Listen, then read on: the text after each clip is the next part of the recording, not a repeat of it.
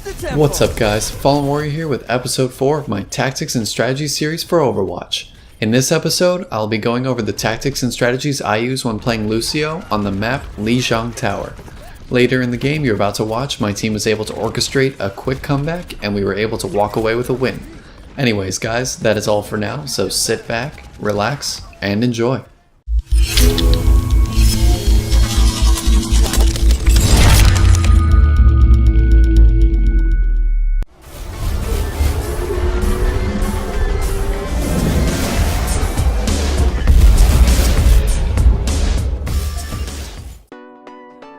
So, to start things off, I would first like to say that Lijiang Tower is probably one of the only maps in Overwatch where you absolutely need a Lucio in your team composition. Since Lijiang Tower is a King of the Hill map, you will most likely want to group up with your teammates if you want to capture the point and win the match. Since Lucio is really the only support hero with AoE abilities, he is ideal for this map. In addition, each of the 3 maps in Lijiang Tower have areas where you will be able to knock people off the map using Lucio's knockback. Typically, your team composition for King of the Hill maps should consist of either 2 tanks and 1 support, or 2 tanks and 2 supports. However, on Lijiang Tower you will likely need a Lucio more often than not. If your team lacks damage, then you should not go with a 2 support composition unless one of you will play Zenyatta, which can be helpful in some situations. In my case, we had a team composition of 1 tank and 1 support, and the rest were all heroes with high damage outputs. One of my best tips for playing Lucio is to wait before you amp it up or activate a speed boost when the round starts and you are released from spawn. What I do is I boost my teammates' speed when we are closer to the point so that we can get onto the zone quickly while also being harder to hit due to our faster movement. You could argue that boosting out of spawn gets you to the point quicker, but if you're going to use the boost at some point anyways, then you might as well use it when you're closer and get more people on the objective in the shortest amount of time. Since you'll be using your boost anyways, you will likely arrive in the same amount of time, just with more people alongside you. Unfortunately for me, I amped it up too early and only a few of my teammates made it to the point. Shortly after that, I was smashed into a wall by Reinhardt, which made us definitely lose control of the point right from the start. That is why my next tip is to be mindful of your surroundings and where your enemies are. The last thing you need in the initial fight is no support hero to back everyone up. When playing Lucio, you should try and stay close to as many teammates as possible so your abilities reach a majority of your team during the initial fight for the capture zone. Primarily try to focus on healing your teammates as much as possible while avoiding incoming damage from enemies. You can switch to boost your movement speed if you're in danger and need to run away, but make sure you switch back when your team is fighting. Don't just boost your healing or amp it up when your abilities recharge. Use them depending on the situation. For instance, you will want to amp things up when your team is in a fight and everyone is losing health fast. So save your boost when you're not in a fight or if there's a pause in the fight. The same goes for his ultimate. You want to save his ultimate for the bigger fights where you think your team will not survive. I have seen many Lucio players at the lower skill rating just pop their ultimate because they have it. Don't be one of those players.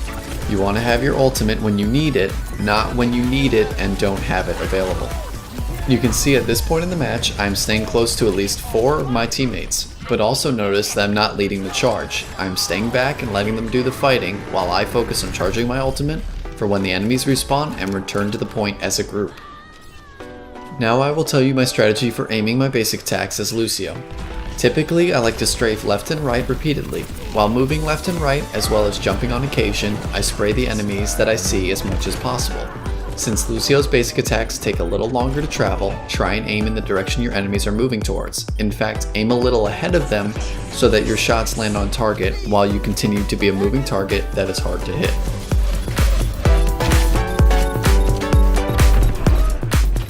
Shortly after returning to the point from spawn, I noticed that Soldier and Pharah were on the point. So I decided to ult in order for us to be able to contest the point and potentially allow the rest of my team to catch up and jump in a second or 2. Sadly, this backfired and we were all taken out by Reinhardt and Zarya's ultimates.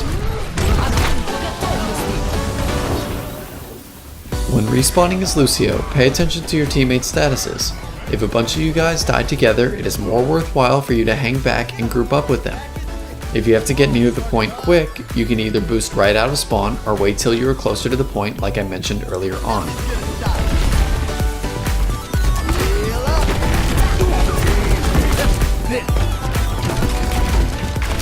As a general tip, you probably don't want to lead the charge into the zone as Lucio unless your ultimate is ready and activated. If you decide to charge in like I just did, you will probably end up dead, and that only hurts you and your team's chances of coming back. For some reason, I switched to Reaper here at the end of the first round.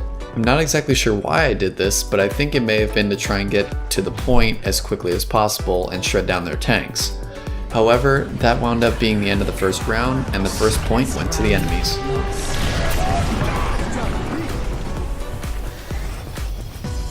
So, moving on to round 2, I changed back to Lucio since nobody was playing a support hero.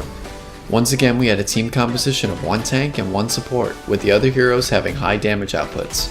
Pharah was definitely a good pick for the guarded map of Lijiang Tower and would prove to be helpful if she knew what she was doing.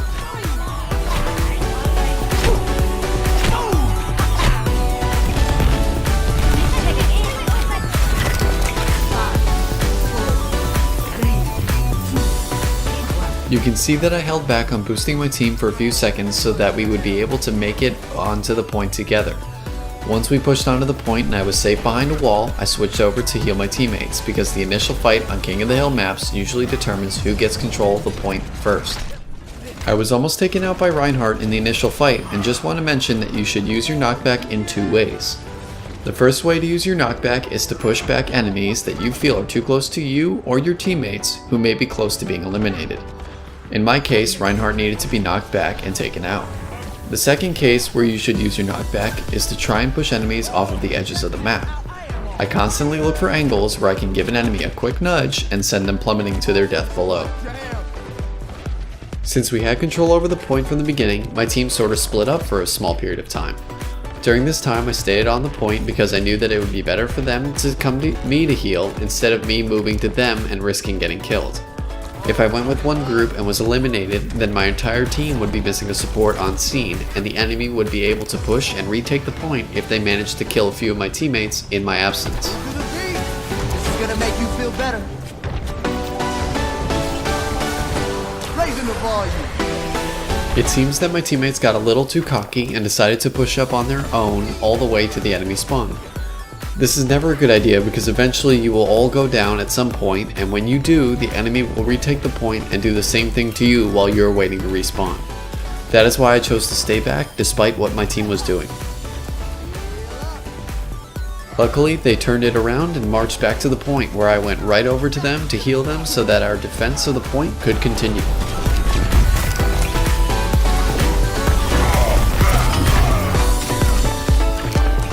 Notice that I have had my ultimate ready to go this entire time, but have not yet used it. I was waiting for a big fight where my team would need a huge health boost in order to continue to hold their ground. That is why it is important that you have his ultimate ready when you need it instead of using it whenever it comes available. Oh, let's break it down!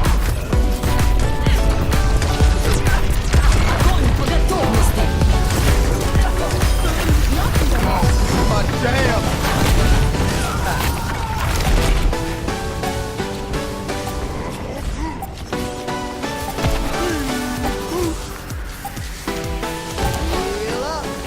Thankfully, round 2 went a little easier than round 1. We were able to hold the point from when we captured it all the way through to the end of that round. Now the score was finally even and we did not have as much pressure on our backs. Moving into round 3, we kept the same exact team composition that we had in round 2.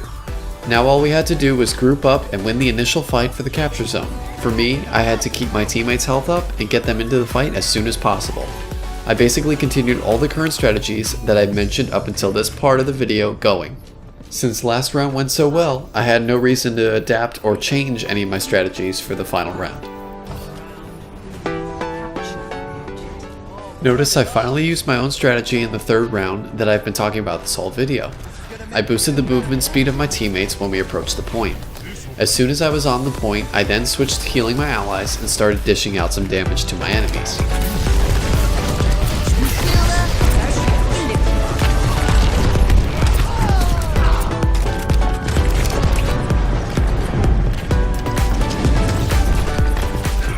At this point, my teammates were focused on killing the enemy heroes rather than capturing the objective. That is why I stayed within the point, but did my best to get as many teammates within my AoE radius in order to keep them alive. Thanks to me, we were able to seize the point a lot easier than trying to capture it in a few seconds when the enemy team would be hustling back to contest us.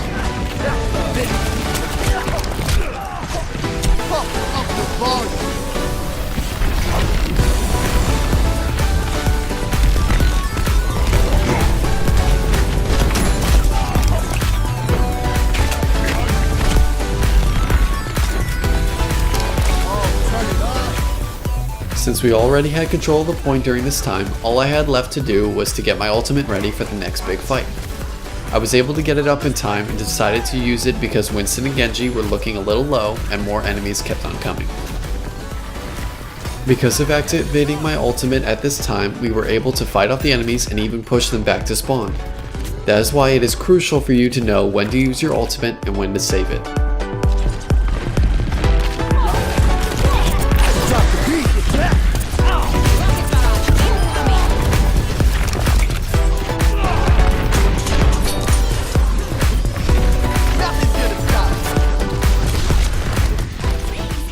Right after May's ultimate, I was getting smacked by Winston, so I knocked him back into May's ultimate to save myself.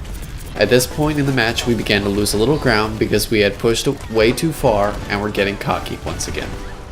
At this point in time, we were forced to fall back to the point.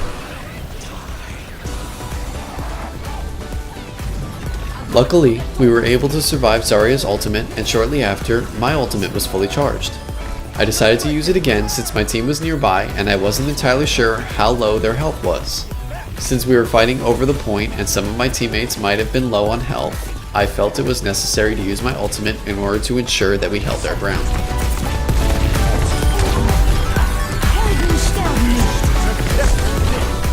Despite getting eliminated while the enemy team contested the point during overtime, my last minute heal was able to help put my teammates in better shape to hold the point.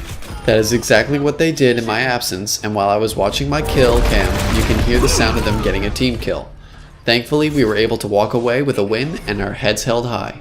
So that just about wraps up episode 4 of my Tactics and Strategy series for Overwatch. If you made it all the way to the end, thanks for sticking around. I hope that you all learned something today, and I hope your skills improve in the future.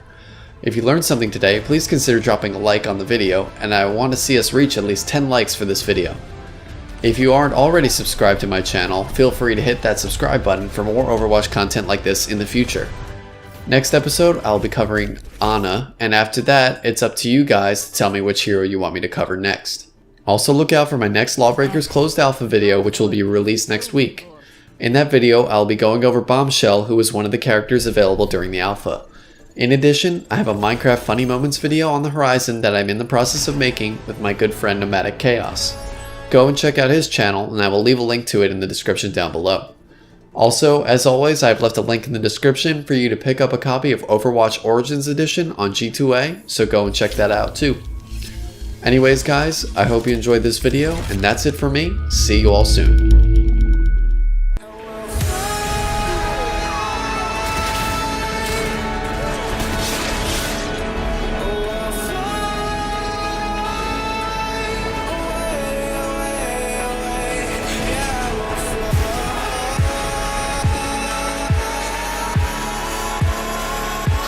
You're gonna pay today.